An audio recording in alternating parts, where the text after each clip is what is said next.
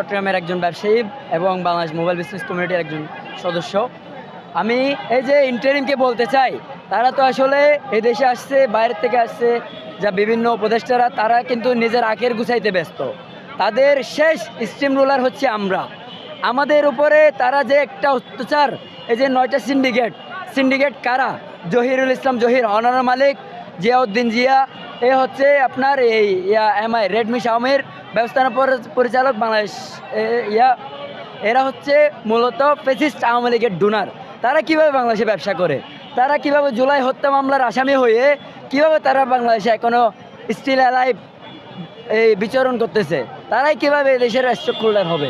আমরা বলতে চাই, আমরা যদি আনঅফিসিয়াল ফোন বাংলাদেশে না আনতাম, তাহলে বাংলাদেশের 18 কোটি জনগণ প্রযুক্তি সেবাই পেত না। বাংলাদেশের 18 কোটি জনগণ মোবাইলেই কী জিনিস সেটাই দেখতে পেত না।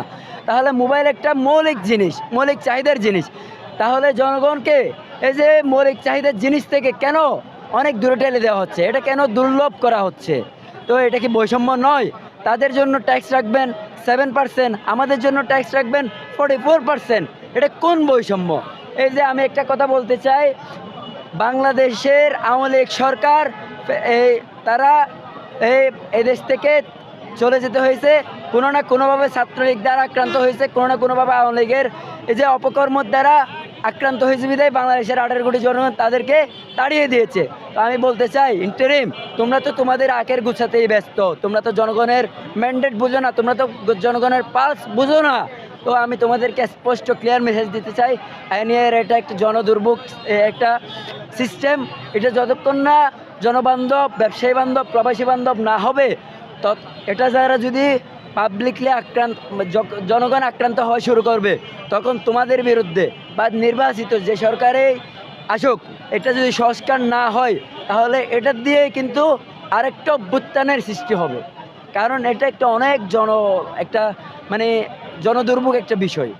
তো আমি পরিশেষে একটা কথাই বলতে চাই, এই যে আওয়ামী লীগের ডোনার, ফেসিস্ট আওয়ামী লীগের ডোনার জহিরুল ইসলাম জহির, জিয়াউদ্দিন জিয়া, চাই কিনা শাওমির ব্যবস্থাপনা পরিচালক, তারা কিভাবে বাংলাদেশে ব্যবসা করে? আমরা কি রোহিঙ্গা আসছি? আমরা তো বাংলাদেশের ব্যাড ট্যাক্স এবং লোন নিয়ে ব্যবসা করি। লোন কিভাবে দেয়? আপনার ব্যবসা যদি বৈধ হয়, তারপর সব কিছু এই অথরাইজ করে, সব কিছু বিবেচনা করে ব্যাংক কিন্তু আমাদেরকে লোন দেয়। তাহলে আমাদের ট্রেড লাইসেন্স কীভাবে দেয়? আমাদের প্রতিষ্ঠান যাচাই বাছাই করে আমাদেরকে ট্রেড লাইসেন্স দেয়। তাহলে তারা কীভাবে আমাদেরকে অবৈধ ট্যাক্সটা দেয়? আমার একটা প্রশ্ন।